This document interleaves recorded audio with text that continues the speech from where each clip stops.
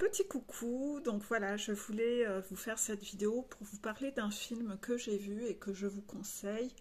Le titre s'appelle Je verrai toujours vos visages. C'est un livre avec Élodie Boucher, Adèle Exarchopoulos, j'arrive jamais à retenir son nom, Exarchopoulos, pas un nom facile à retenir. Il y a Leila aussi, Bekti, que je connais dans ce film. Il y a Miu Miu, il y a Gilles Lelouch. Il y a quand même pas mal d'acteurs. C'est un livre, donc je verrai toujours vos visages, un film qui parle comment dire, la justice restaurative, la justice réparatrice.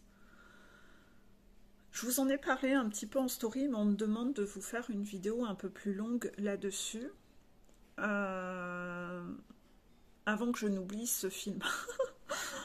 C'est vrai que, pour le coup, Portail de l'amnésie, moi j'ai tendance à très vite oublier les films. Je garde pas ça en tête facilement. J'oublie facilement les films. Et je suis pas de nature à aimer regarder plusieurs fois un même film, parce que je regarde peu la télé, donc autant innover, regarder quelque chose de nouveau que de regarder quelque chose que j'ai déjà vu. Voilà. Dans ce film, c'est un film qui parle de quelque chose que je ne connaissais pas, cette fameuse justice réparatrice, restaurative. C'est pour réparer les victimes, c'est pour restaurer une sorte de guérison. Et en fait, c'est aussi pour restaurer et réparer les bourreaux, les persécuteurs. C'est-à-dire qu'en fait, on met en face des personnes qui ont été agressées physiquement par des homejacking. Donc, pour ceux qui ne savent pas ce que c'est qu'un homejacking, c'est quand les personnes viennent vous cambrioler chez vous pendant que vous êtes là et qui vous mettent un revolver sur la tempe. Vous voyez ce genre de choses. Voilà, quelque chose de traumatisant. Moi, j'ai été cambriolée en pleine nuit pendant que j'étais là. J'ai entendu mes agresseurs, mais ne sont pas venus me mettre un flingue sur la tempe. Et ils se sont sauvés, malheureusement, en emportant des choses, mais ça a déjà suffi à me traumatiser pendant un certain temps. Vous vous sentez énormément impuissant quand vous entendez les cambrioleurs dans votre maison et que vous ne savez pas accéder à la chambre de vos enfants et que vous avez peur qu'il leur arrive quelque chose ou que les gens montent, vous ne savez pas comment vous allez vous sauver, vous êtes bloqué à l'étage, vous vous sentez vraiment pris au piège et ultra vulnérable et vous avez énormément peur pour vous mais aussi pour vos enfants en fait. Vous ne savez pas qui est là. D'ailleurs, ce que la police nous avait conseillé à l'époque, c'est ne descendez pas. Ne cherchez pas à défendre votre argent. Laissez-les voler ce qu'il y a à voler. Parce qu'il y a des gens, ils tuent. Ils tuent pour pas être pris, pour pas être vus, pour pas être dénoncés. Donc en fait, il vaut mieux les laisser faire ce qu'ils ont à faire. Ils ont dit, vous n'êtes pas descendue, madame, vous avez bien fait. Voilà. Voilà pour ça. Le problème, c'est qu'après, vous vous sentez plus en sécurité ou que ce soit. Hein. Il y a une sorte de trauma. Hein. Moi, après ça, je n'osais plus rentrer chez moi et je passais des heures dans des supermarchés parce que j'avais peur d'être chez moi. Voilà. Il y avait vraiment une paranoïa de malade. Puis, vous savez, ils vous ont volé votre ordinateur, ils connaissent tout de vous, ils savent la tête que vous avez, vous avez peur, ils savent où vous retrouver. Enfin, moi, ça m'inquiétait. C'est vraiment, voilà, vous vous sentez plus du tout en sécurité.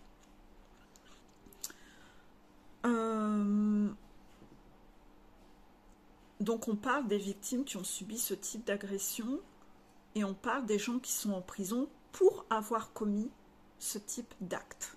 D'accord ? Ça leur fait du bien de se rencontrer.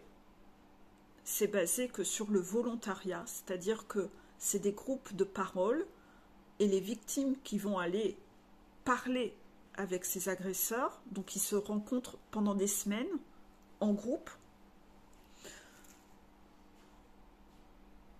Il y a comme quelque chose qui se tisse, ils vont toujours un peu plus loin, à chaque réunion, ils vont un peu plus loin dans les conversations, et en fait, c'est des victimes qui ont envie d'aller discuter avec des gens comme ça,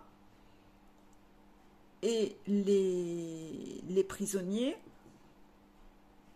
eux aussi, c'est eux qui sont volontaires à le faire, sachant que ils n'ont aucun avantage à le faire, ça leur permet pas d'avoir une remise de peine ou quoi que ce soit. Vous voyez, c'est vraiment, humainement parlant, j'ai envie de le faire. Pourquoi pas? Ce qui n'est pas spécialement évident, parce qu'ils savent qu'ils vont peut-être s'en prendre plein la figure par les victimes, qui vont pas comprendre.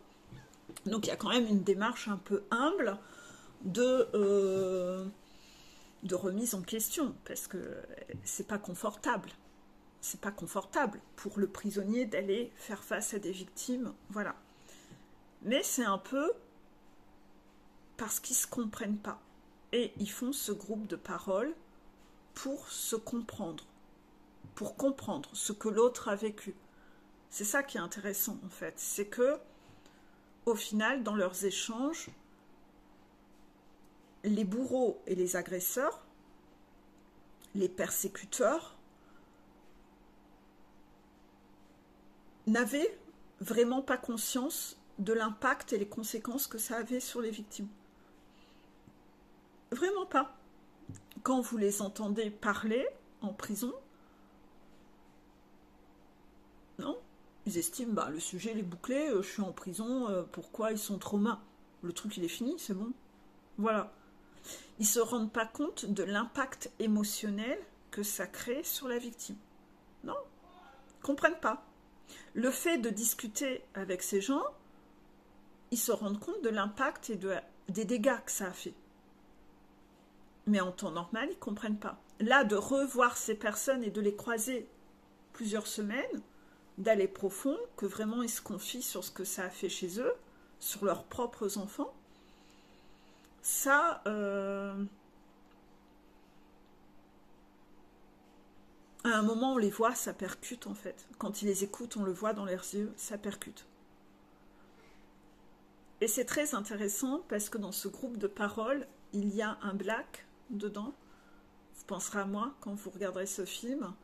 Et ce black, lui, c'est le rigide par excellence. Lui, c'est jamais de sa faute à lui, c'est de la faute des autres.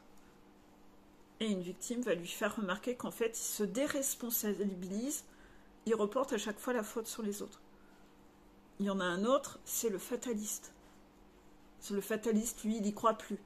Non, lui, il est persuadé que de toute façon, le jour où il ressortira de prison, il recommencera. Parce qu'à chaque fois, il a recommencé. Il a rebraqué, il a remis des flingues sur la tempe. Voilà. C'est l'abandonniste. Lui, il n'y a plus d'espoir. Lui, de toute façon, il a envie de se suicider parce qu'il sait qu'on n'en tirera plus rien de lui. Vous voyez?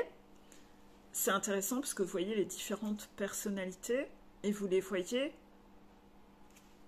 évoluer au fur et à mesure du film.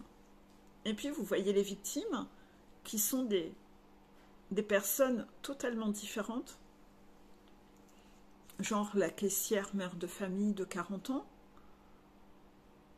Une dame qui a plutôt 75 ans, qui s'est fait agresser dans la rue pour son sac à main, au point où elle a été tabassée et elle a dû aller passer du temps à l'hôpital. Ça a duré longtemps. Et puis vous avez un homme quarantenaire, homejacking chez lui avec sa gamine. Donc vous avez à chaque fois des profils bien différents et c'est très intéressant à étudier. Ce film est génial, c'est une pépite. Il n'y a rien de choquant dans ce film, il n'y a rien de trash, il n'y a rien de sanguinolent.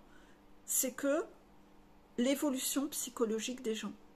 Et c'est ça qui est intéressant à voir, de voir que échanger ensemble permet de comprendre ce que l'autre a vécu. j'avais envie de vous en parler parce qu'après coup, j'ai fait aucun lien, mais aucun lien, juste le côté humain intéressant à voir.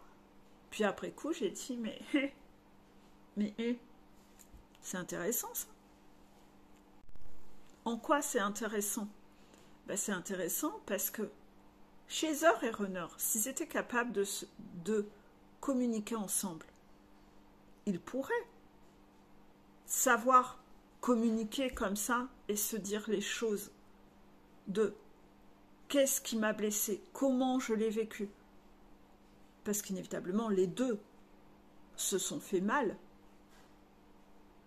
Les deux ont eu des mots qui ont fait mal à l'autre. Et inévitablement, ils auraient quand même besoin d'en discuter de temps en temps. Ouais, mais ils sont tellement fuyants. Il y en a un qui est fuyant parce qu'il a peur. Il ne sait pas communiquer. L'autre, il a peur d'aborder les sujets parce qu'il a peur d'être abandonné. Et en fait, ces conversations n'ont jamais lieu. Sauf que là, dans ce film, il n'y a aucun impact émotionnel. Ils ne se connaissent pas. Ils ne se connaissent pas, ils se reverront jamais. Ils s'en foutent. Il n'y a pas d'impact émotionnel, il n'y a pas d'attachement émotionnel. Et ils sont bruts de décoffrage. Ils disent ce qu'ils ont à dire. Et il y a des... Vous allez voir, il y a des personnalités différentes. Il y a des gens qui balancent ce qu'ils ont à dire, ce qu'ils ont sur le cœur. Et puis, il y en a qui s'excusent presque parce que ça devait être de ma faute si je me suis fait agresser. Je suis qu'une merde. Vous voyez? Quoi qu'il en soit, dans ce film, vous allez voir que le fait qu'ils cachent les choses sans mettre de la paillette, ça crée des déclics chez l'autre. Parce que l'autre, le fait d'entendre ce que l'autre a vécu, ouais, ah putain, je peux pas être juste centré et nombriliste sur ce que moi je veux avoir, je dois voir aussi les conséquences que ça a sur l'autre. Et ce film, c'est ce qu'il crée. C'est ce qu'il crée. Ça crée ça chez eux. C'est le but de ce genre de justice. C'est que les bourreaux ne récidivent pas. On sait qu'ils ne vont pas rester en prison à perpète pour un cambriolage. Et le but, c'est qu'ils ne récidivent pas quand ils seront sortis. Et le fait d'assister à ce genre de choses leur crée des déclics humainement parlant, où ils se disent, il y a beaucoup plus de chances qu'ils ne récidivent pas, parce qu'ils auront eu des déclics. C'est pour ça que communiquer ensemble de ce qui me fait souffrir, de comment je l'ai vécu, aide l'autre à comprendre pourquoi je ne peux pas faire ça avec toi, pourquoi je n'ai pas le droit, parce que ça a des conséquences. Ça refait travailler la responsabilité de ses actes. Je remettrai en dessous la vidéo sur la responsabilité. J'avais déjà commencé un peu une vidéo autour de ça. Dans ce film, il y a deux thématiques qui sont employées. On voit comment cette justice a lieu sur des cambriolages, des histoires de homejacking, vol du sac à main dans la rue, agression physique de ce genre-là, dans un supermarché, voilà, un hold-up, voilà, des trucs comme ça. Et puis, il y a une histoire en parallèle qui touche une situation incestueuse entre un grand frère et sa petite sœur.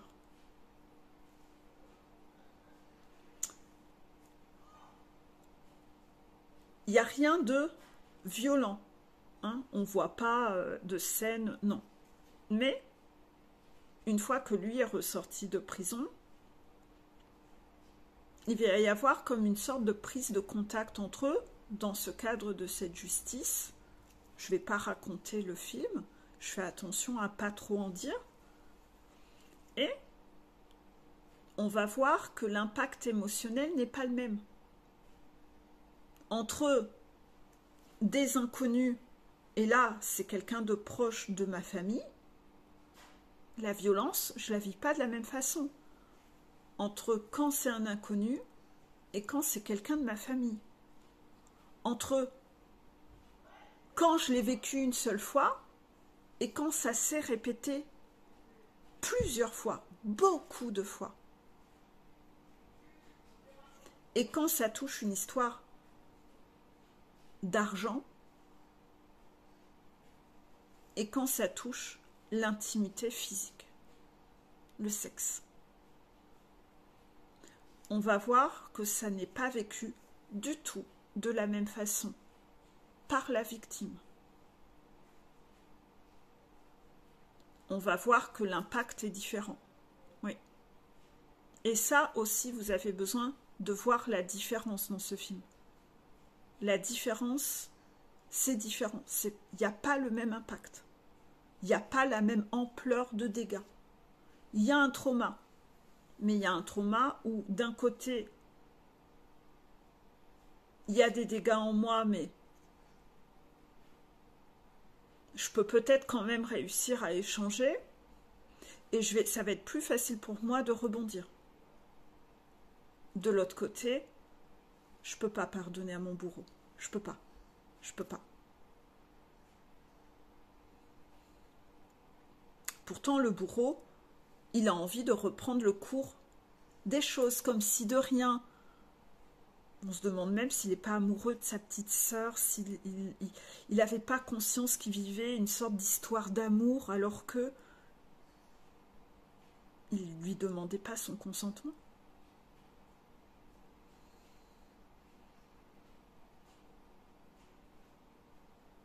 Et ce grand frère en veut à la petite sœur de l'avoir envoyée en prison. Genre, elle l'a trahi. Et quand il la revoit, il a des yeux un peu genre amoureux d'elle. Oh, t'es belle.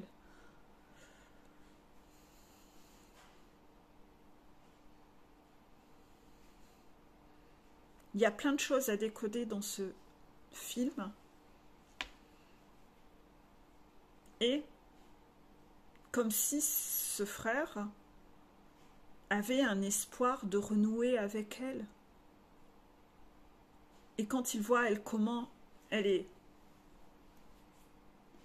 C'est genre comme s'il se prenait une sacrée claque. Et lui, on se dit qu'en fait, il n'a vraiment pas conscience de ce qu'il a fait.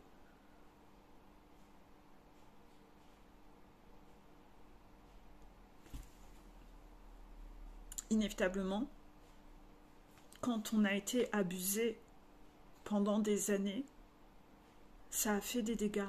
Même quand on est adulte, on a besoin de le voir dans ce film, que ça a fait des dégâts, que les images, elles reviennent. Et que on ne peut pas pardonner comme ça. On ne peut pas pardonner comme ça. On a besoin de tourner la page, d'être à distance. On ne peut pas faire comme si de rien. C'est pas possible. On ne peut pas étouffer son émotionnel comme ça. On sait que sur les parcours flammes jumelles, il y a beaucoup d'histoires d'inceste. C'est un sujet que j'aborde avec beaucoup d'entre vous en consultation. Voilà pour le coup, ce film, je vous conseille vraiment d'aller le regarder. Je verrai toujours vos visages pour vous pousser un peu à décortiquer tout ça. Savoir faire la différence qu'il y a certaines situations où parfois on peut réparer des choses et puis il y a des situations où on ne peut pas réparer. Et puis que chaque personne est un peu différente, mais il ne faut pas minimiser le trauma que ça crée chez les autres. Il faut être connecté au cœur. On ne peut pas faire les choses en abîmant les autres, même si nous, on y trouve un intérêt. Et puis surtout, voyez que le fait de pouvoir échanger avec la personne qui a souffert permet de comprendre et d'avoir des déclics. Et c'est de là où les choses peuvent s'améliorer. c'est quand même un beau film pour vous motiver à communiquer. Et vous observerez bien que il ne marche pas sur des œufs pour se dire les choses. Donc vous qui voulez toujours qu'on marche sur des œufs pour vous dire les choses, en général vous vous vexez comme des poux entre chaser et runner dès qu'il y en a un qui dit quelque chose à l'autre. Arrêtez. Arrêtez. Parce que l'autre n'ose plus rien vous exprimer. Et votre relation, elle a besoin, pour s'améliorer, que vous exprimiez des choses. Il faut arrêter de vouloir censurer l'autre et le faire culpabiliser dès qu'il exprime des choses. Vous savez, moi en coaching, quand je marche sur des œufs avec les gens, ils ne comprennent rien. Contraction. Demandez aux guides. Les guides, ils sont obligés d'être cash. Parce que les gens, ils ne comprennent rien. C'est rare, les gens qui comprennent sans qu'on soit cash. C'est ceux qui n'ont pas de blessure d'injustice, comme moi. Moi, je n'avais pas besoin qu'on soit cash avec moi pour comprendre. Donc, comme j'étais comme ça, je pensais que si j'étais douce avec les gens comprendraient. Ben, croyez-moi, il n'y a qu'un très faible pourcentage. Il y en a. Moi, je commence toujours par la méthode douce. Bien, au bout d'un moment, on voit bien que la méthode douce ne marche pas avec un rigide. Ça ne percute pas, ça fait ricocher sur la muraille. Pour que ça arrive à transpercer la muraille rigide, il faut en donner des coups parfois. Hein. Donc on est obligé d'y aller crescendo. Et en soi, si vous regardez au niveau de votre couple flamme jumelle, le chaser, il a essayé d'exprimer des choses au runner. Peut-être maladroitement, timidement, mais il a quand même cherché à exprimer des choses au runner. Et le runner, ça a fait ricocher. Il a fallu que la chaser, elle pète un plomb pour que là, il entende et écoute. Ben, apprenez à mieux communiquer, évoluer sur tout ça.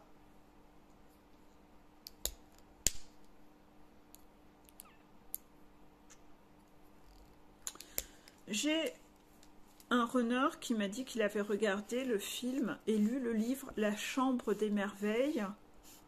Et cette personne conseille de regarder ce film. Je ne connais pas, je ne l'ai pas vu. La Chambre des Merveilles, c'est... je vous laisse aller regarder le synopsis.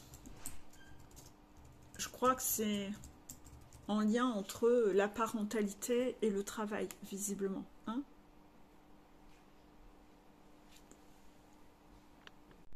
Pour en revenir à ce film, là on est dans le portail de l'amnésie et c'est là où on voit qu'on ne peut pas choisir sur quoi faire une amnésie. Hein. Il y a vraiment des situations sur lesquelles on ne peut pas se forcer à faire de l'amnésie. Les persécuteurs, c'est ce qu'ils ne comprennent pas. Ils ne comprennent pas pourquoi ils n'oublient pas, pourquoi ils ne tournent pas la page. Il y a des situations qui ont besoin d'être guéries. Le trauma est trop important, on ne peut pas faire une amnésie.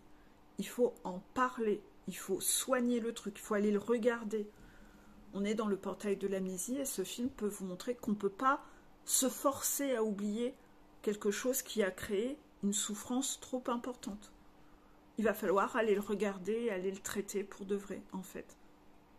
Et ça, c'est important que vous le voyez, que vous le compreniez. On ne peut pas tout forcer. Un rigide qui est coupé de ses émotions pense qu'on peut forcer toutes les émotions. Il suffit de. Non, c'est pas comme ça que ça marche. C'est pas comme ça que ça marche. Et c'est là où, en général, vous allez remarquer comment réagit une personne rigide. Ou quelqu'un qui est coupé de ses sentis. C'est moi, je ne veux pas ressentir ce qui est inconfortable, donc il suffit de. Il faut que tu dois. C'est si simple. Il suffit de contrôler tes émotions, c'est si simple. Non, c'est pas comme ça que ça marche. Le problème, c'est que si vous êtes un peu trop comme ça, on va devoir, vous aussi, vous faire vivre des choses pour vous montrer, hey, c'est pas si simple que ça, en fait. Hein.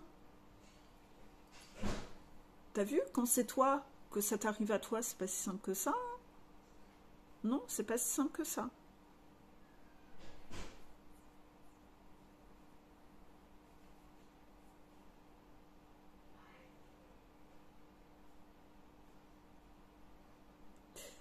Je vous ai fait une vidéo où j'ai parlé d'histoire de l'incendie. Et j'ai eu plusieurs runners qui m'en ont parlé en coaching. Et ils comprennent pas. Ils comprennent pas pourquoi ça me fait souffrir. Non, ils comprennent pas.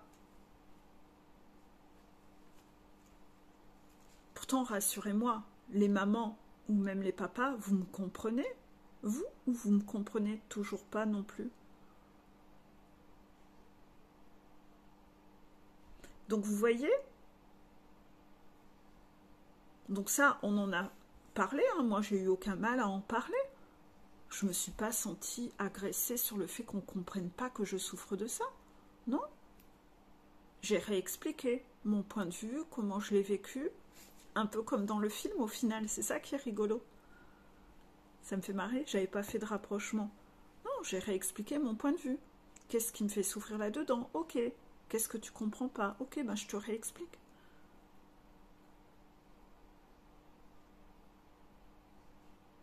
Et ça m'a pas choqué qu'ils me comprennent pas. Je sais que c'est leur blessure qui les fait se faire couper de leur senti, ou parce qu'ils n'ont pas vécu de situation similaire, ou parce qu'ils sont pas parents.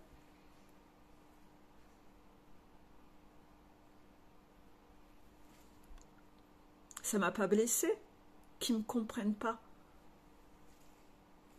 J'ai accueilli ça, j'ai réexpliqué. J'ai pas été révoltée qu'on me comprenne pas. Non, du tout. J'ai réexpliqué.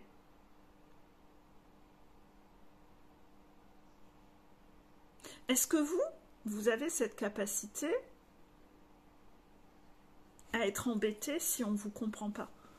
Est-ce que ça vous révolte? Ah, d'accord, c'est ça. D'accord. Si on ne pense pas comme vous, ça vous embête, vous réagissez violemment. D'accord. Ouais, non, ça c'est embêtant, hein.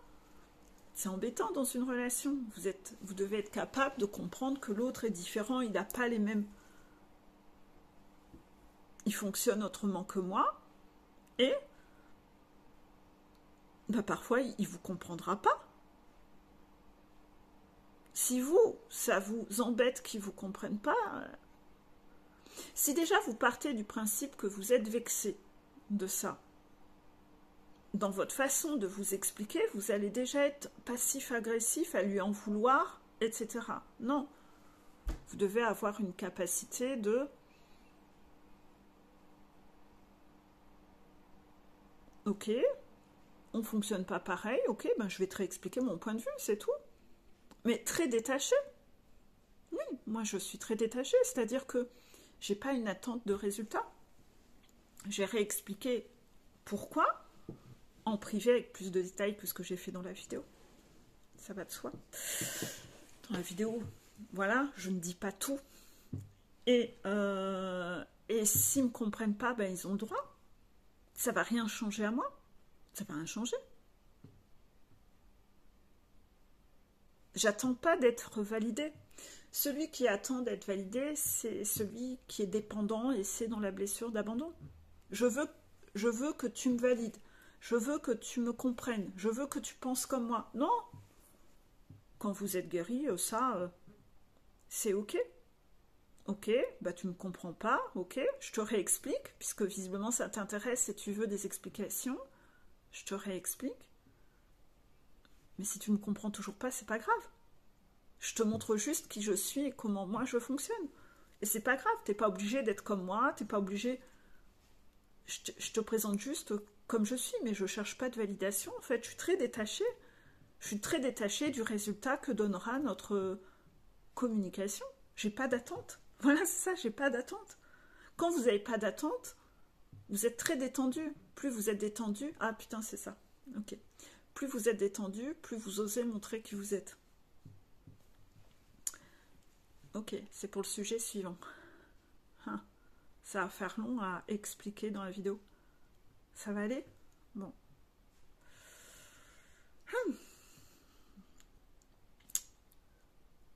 J'expliquais ça à quelqu'un en coaching sur les problématiques de l'amitié entre hommes et femmes. Bon. Moi, je n'avais que des copines filles quand j'étais gamine, mais j'ai grandi avec des frères. Beaucoup de garçons à la maison de ce fait-là. Ensuite, j'ai fait des études scientifiques.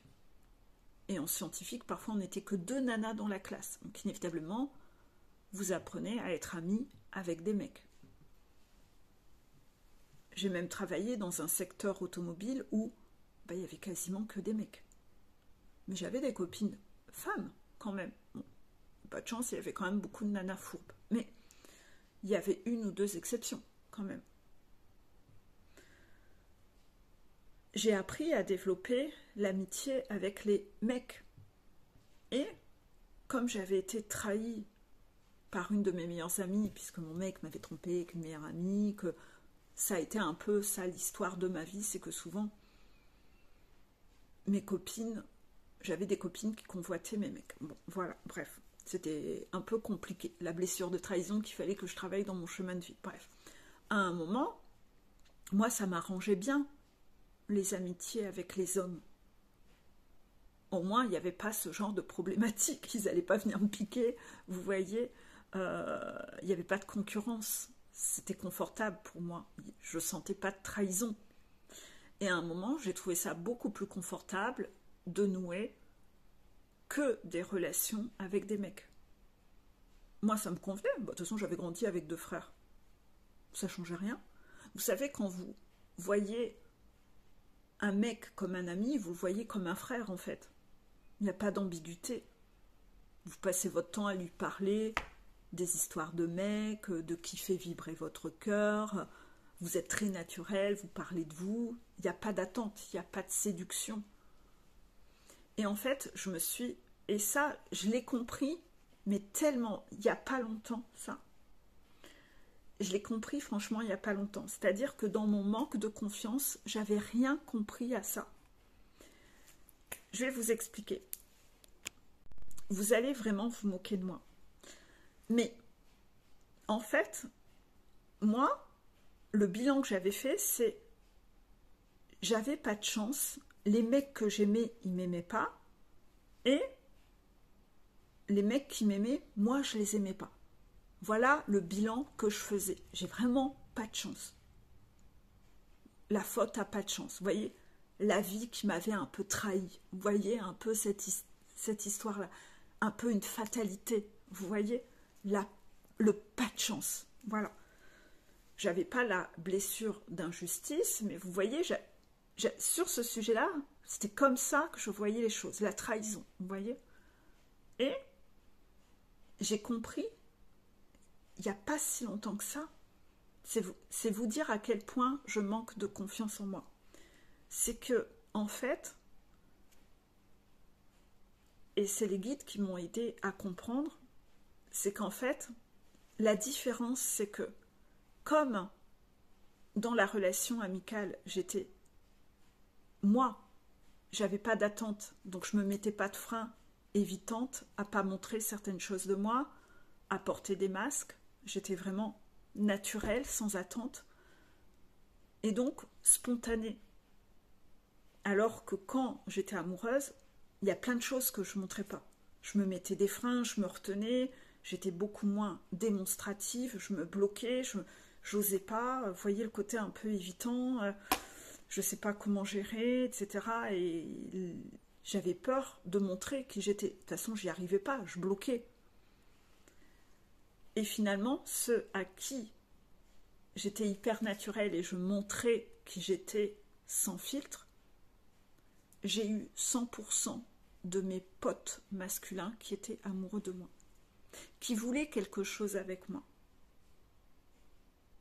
Et à chaque fois, je les ai perdus. Parce que là, ça finissait par cafouiller.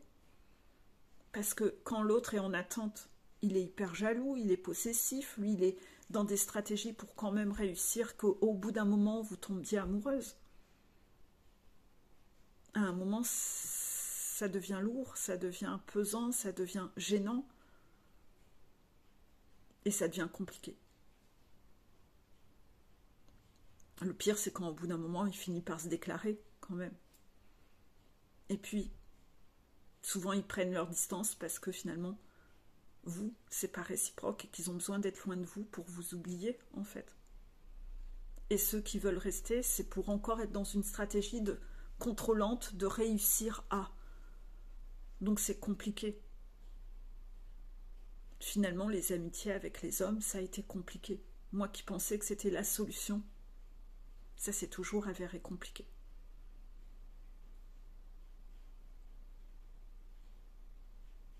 Ça a été mon expérience de ma vie. C'est pour ça qu'aujourd'hui, même dans l'amitié masculine, je garde beaucoup de distance. Et c'est très bien comme ça. J'ai plus d'amitié proche. Non, non, non. Pour éviter de répéter ce schéma. Est-ce que j'ai raison? Oui. Vous voyez? Mais en fait, il m'aurait suffi de savoir être naturelle comme avec les amis quand j'étais amoureuse, en fait. Ça aurait réglé le problème. Mais le fait de ne pas oser montrer qui l'on est, parfois vous renvoyez une image autre, vous ne savez pas laquelle, vous n'en avez aucune idée. Peut-être de froideur, peut-être de quelqu'un de distant. Je ne saurais pas dire. J'en ai aucune idée. Je pense que même je m'en fous. Je m'en fous. Je m'en fous de savoir quelle image j'ai pu renvoyer à une époque de ma vie ou quoi. Mais en tout cas, ça m'a desservi. Ah oui, ça m'a desservi. Donc le contrôle et l'hyper-contrôle se retournera toujours contre vous. Alors que la spontanéité donne de bons résultats en fait. Quand vous n'avez pas d'attente, vous savez être spontané. Vous savez être vous.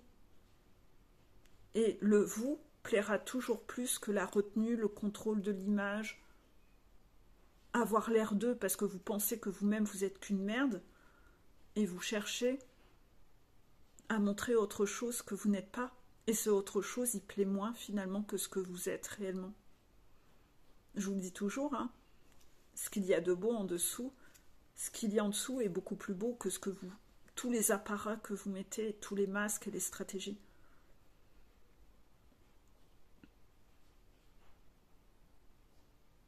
Et donc en fait, j'ai compris seulement il n'y a pas longtemps que si, c'était possible de vraiment... C'était pas une question de pas de chance. C'est que j'étais, entre guillemets, aimable. Aimable, vous savez, pouvoir être aimé. Dans mon manque de confiance, j'avais pas fait le lien en fait. J'avais pas fait le lien.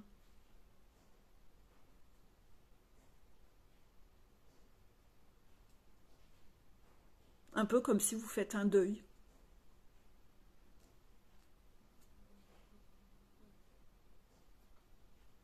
Vous faites un deuil de votre passé, vous savez, vous regardez votre passé, vous faites un deuil, vous dites, moi c'était comme ça que ça devait se passer.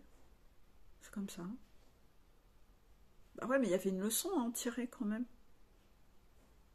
Non, moi je retenais que voilà, c'était tout, c'est comme ça.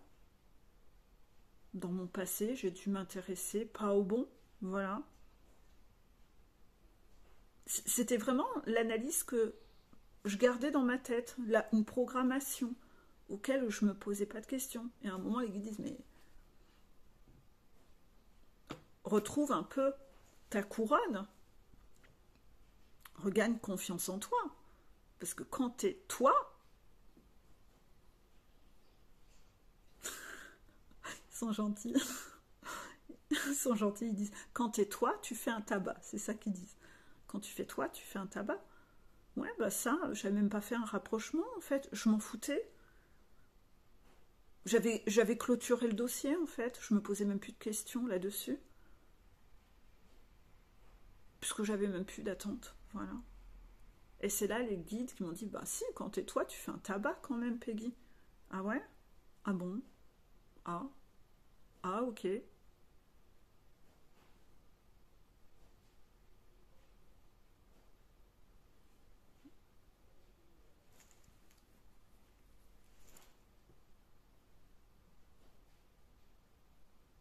Je suis assez venue sur ce sujet?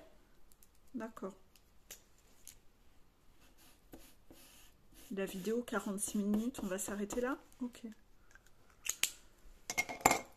par rapport à ça, pour amener ça au portail de l'amnésie, croyez-moi que quand j'étais amie avec ces mecs, je savais très bien, je le sentais bien, qu'ils avaient le béguin, qu'ils avaient des vues sur moi. Ils se trahissaient, il y avait plein de trucs qu'ils montraient.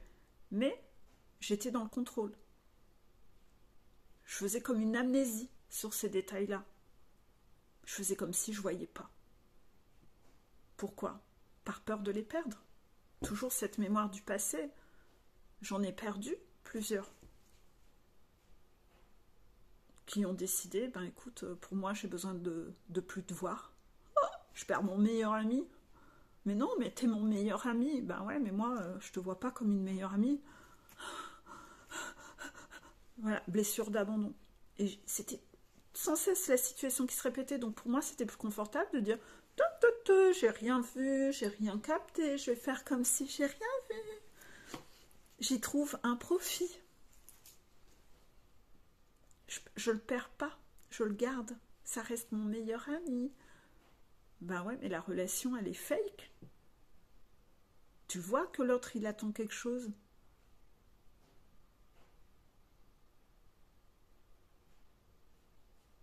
Donc ça, je l'ai expérimenté en long, en large, en travers. Là, on n'est même plus sur des bis répétita. Hein. Là, il a fallu... Voilà, je l'ai vécu je ne sais combien de fois. Jusqu'au point où me créer de être ami avec un mec. Est-ce finalement possible? Ben moi, mon bilan, ça a été non, c'est pas possible. C'est pas possible. Il y en a peut-être qui peuvent. Ouais. Est-ce que moi je peux? Non. Moi, visiblement, je peux pas. Si, être ami avec une certaine distance. C'est tout. Mais pas ami, tiens, on va aller se faire un truc à deux, comme avec une copine. Ah non, non, non. Non, tout ça c'est fini. Hein. Je peux pas. Je peux pas. Ça, c'est toujours parti en vrille. Au bout d'un moment, quand vous voyez l'autre qui vous regarde avec des yeux de merlan frit, vous êtes plus à l'aise en fait. Vous êtes très très mal à l'aise. Donc non, j'ai dû faire ma mise à jour là-dessus, tout du moins pour moi. Avoir des amis, oui, mais en collectif, mais pas en relation seule à seule, non.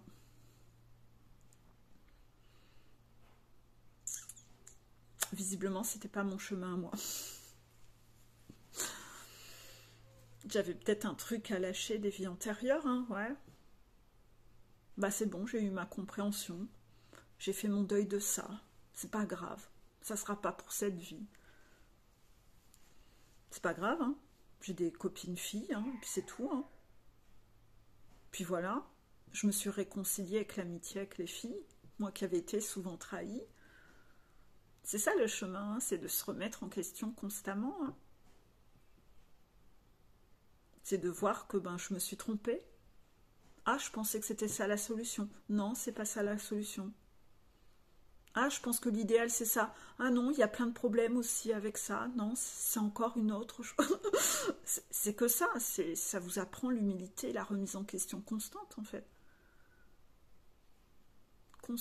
Constamment, en fonction de ce que vous avez à guérir.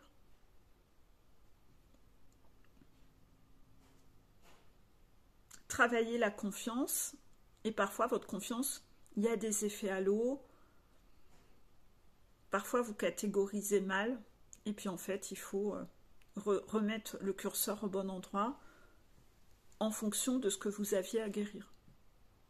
Et on n'a pas tous la même chose à guérir. Donc on n'a pas tous le même chemin de guérison.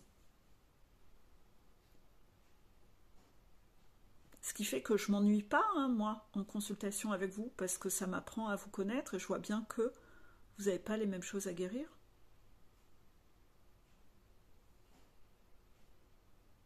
C'est bon. Cette vidéo est suffisante. Voilà. eh bien, je vous souhaite une belle soirée et à bientôt. Cette vidéo a été tournée le 29 janvier. Voilà, bisous bisous.